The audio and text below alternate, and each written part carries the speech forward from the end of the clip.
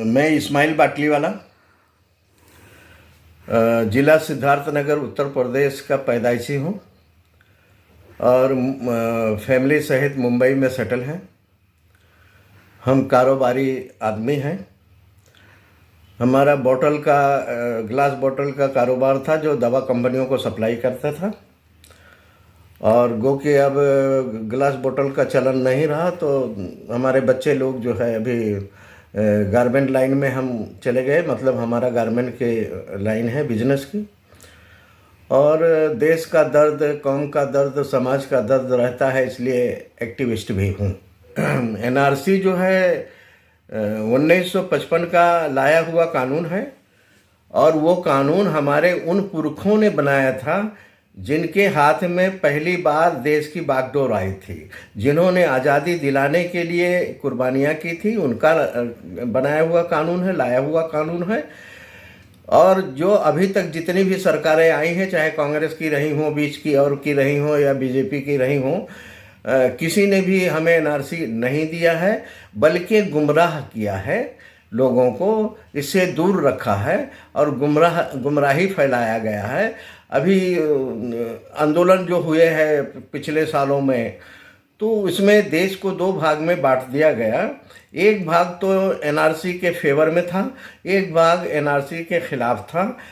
लेकिन हमने जो मसौदा बनाया है, ना हम फेवर वालों के फेवर में बनाए हैं और ना हम विरोधियों के फेवर में बनाए हैं।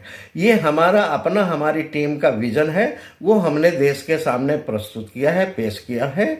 और ये मसौदा जो है राष्ट्रपति, सुप्रीम कोर्ट और देश के सभी एमपी, देश के सभी राज्यसभा एमपी, देश के सभी मुख्यमंत्रियों को, देश के सभी गवर्नरों को और नेशनल मीडिया और इंटरनेशनल मीडिया को ये डिस्पैच कर दिया गया है 9 जनवरी 2023 को।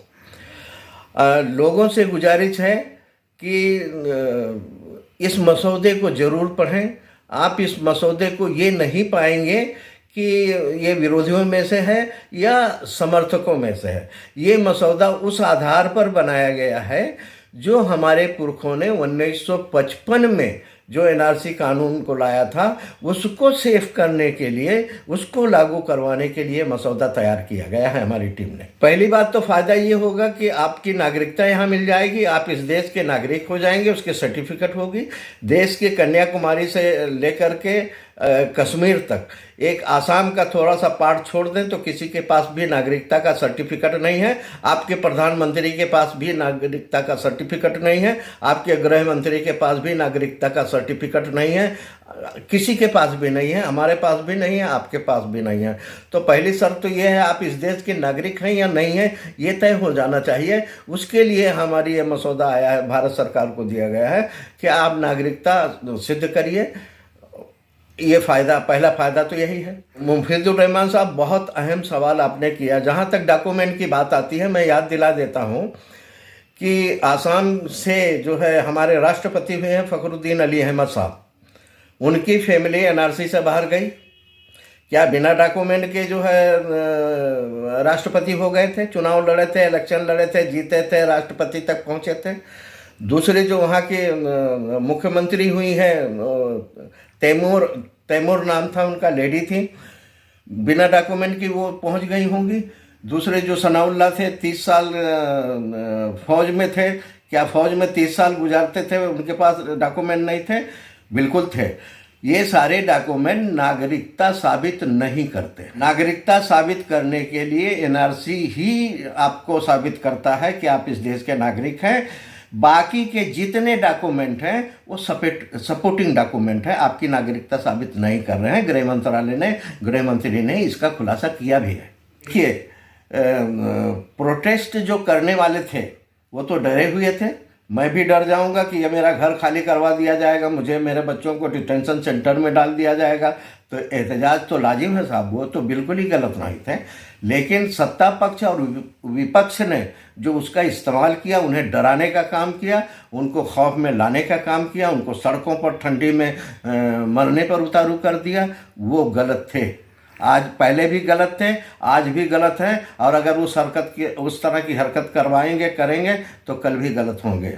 हमने तो इसमें सबका जिक्र किया, कश्मीर से कन्याकुमारी तक एक भी फर्द नहीं बचना चाहिए जिसका एनआरसी ना हो। जो इंडियन है, जो यहाँ का बासिंदा है, हम उसकी बात कर रहे हैं।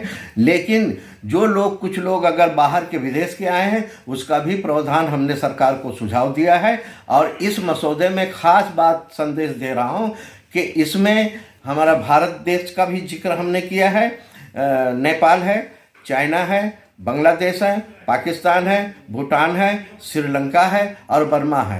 ये सारे जो हैं वो हमारे बॉर्डर देश हैं और ये प्रॉब्लम सिर्फ हमारे भारत का नहीं है बल्कि उनका है। इसलिए हमने भारत सरकार को आह्वान किया है कि आपने लीड करना चाहिए और इंसानियत के आधार पर इसको जो है इसका फैसला लेना चाहिए। तमाम सरकारों से बात करना चाहिए।